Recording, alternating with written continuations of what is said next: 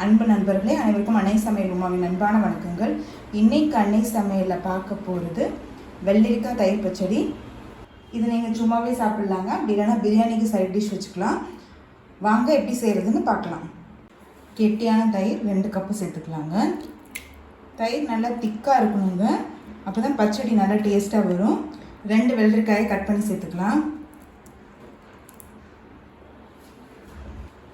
1 வெங்காயத்தை சேர்த்துக்கலாம்.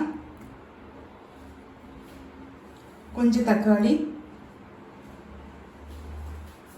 துருவன carrot 1 table spoon,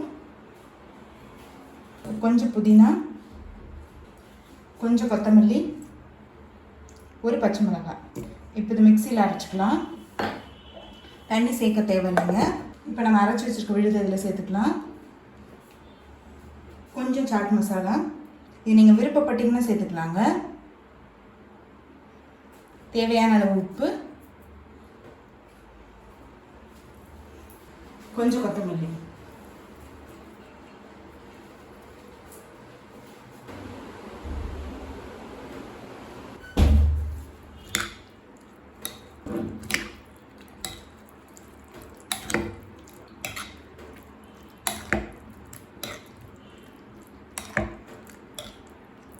இது நீங்கள் அப்படியே சும்மாவே சாப்பிட்லாங்க, சாப்பிட்றதுக்கே ரொம்ப நல்லாயிருக்கும்.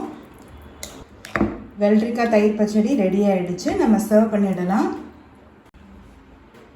சுவையான வெள்ளரிக்காய் தயிர் பச்சடி ரெடி ஆகிடுச்சு. ரெசிபியை ட்ரை பண்ணி பாருங்கள், கண்டிப்பாக உங்களுக்கே பிடிக்கும். ரெசிபி பிடிச்சிருந்ததுன்னா வீடியோவை லைக் பண்ணுங்கள், கமெண்ட் பண்ணுங்கள், ஷேர் பண்ணுங்கள். இது வரைக்கும் அன்னை சமையல் சேனலை சப்ஸ்கிரைப் பண்ணாதவங்க மறக்காமல் சப்ஸ்கிரைப் பண்ணுங்கள். தேங்க்யூ.